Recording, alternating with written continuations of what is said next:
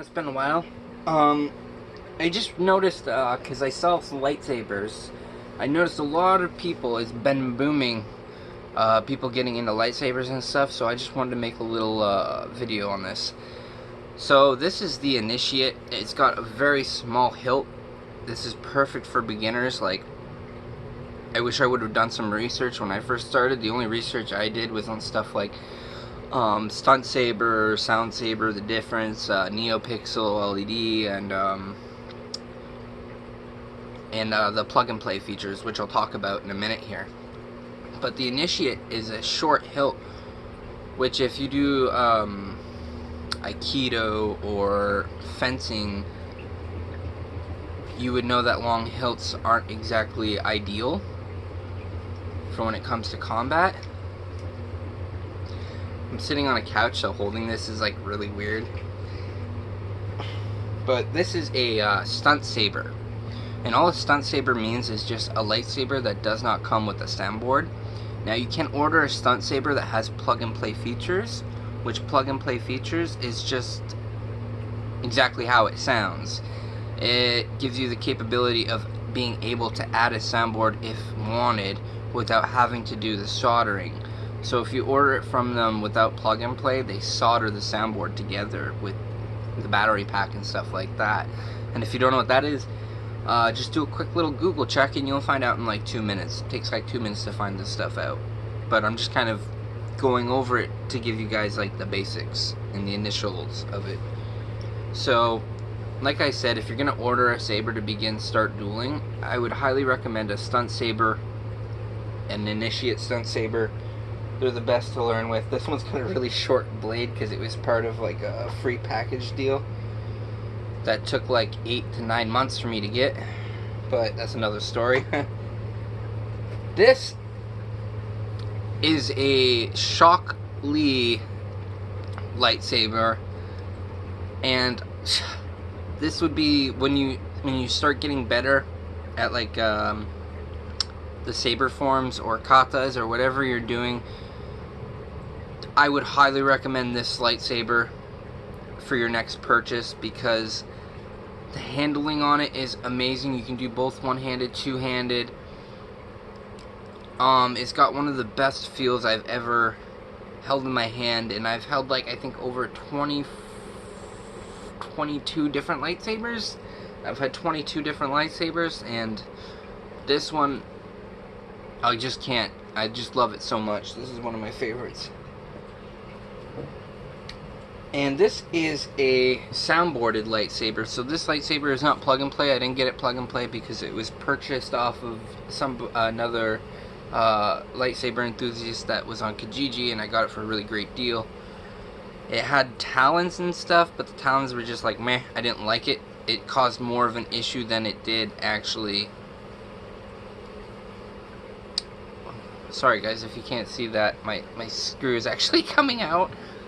But this is the Reaper, and it's supposed to have this piece right here, but I just unscrewed it, took it off because it made handling and dueling with it a lot easier and a lot better.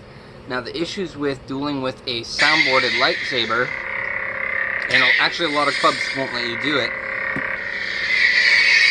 because when you duel, the insides rattle. Now what I've done is I've wrapped Velcro around my battery pack, like a thin little, my brother taught me this trick. You put a thin little Velcro pack around it, and it'll keep the batteries from jostling and dislodging.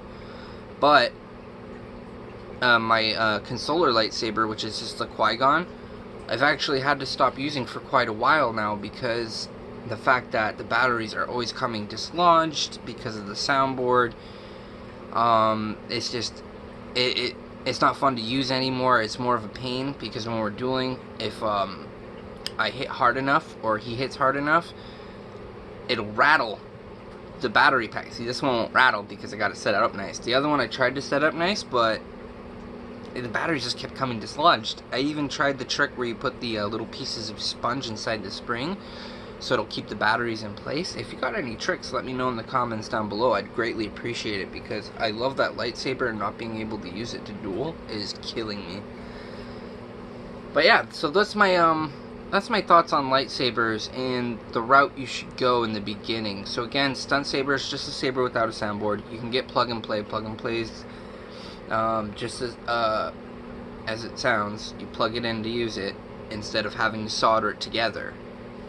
It might cost a bit extra, but it's totally worth it. I think if I ever purchase another saber in the future from ultrasabers, it will definitely be a plug and play featured soundboard.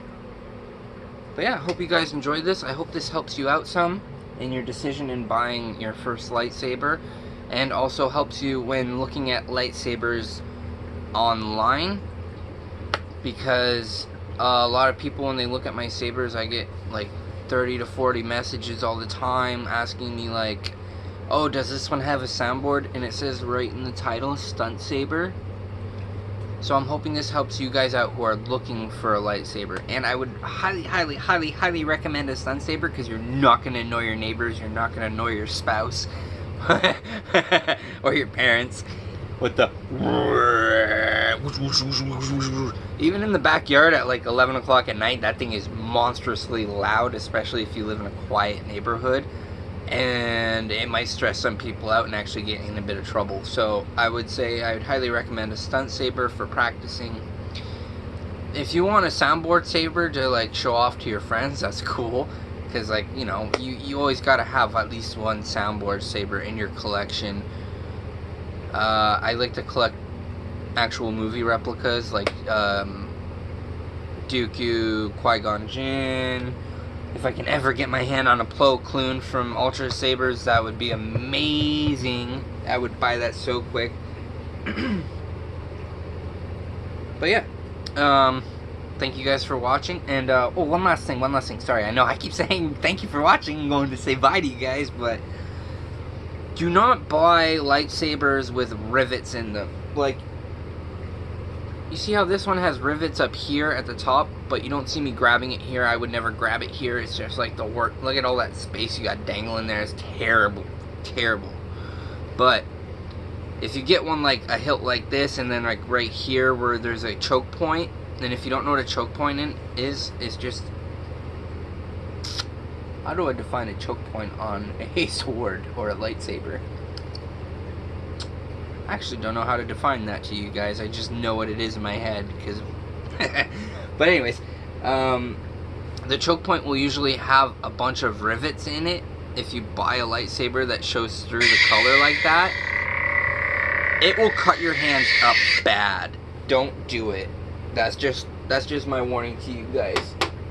Alright, thank you for watching. I hope you guys enjoyed. If you did, leave me a like. That would be awesome. And hit that subscribe button if you like my content. If you think I'm good and you like my stuff, then hit that subscribe and catch me when I post new stuff. Alright guys, thanks for watching, and I'll catch you all in the next one.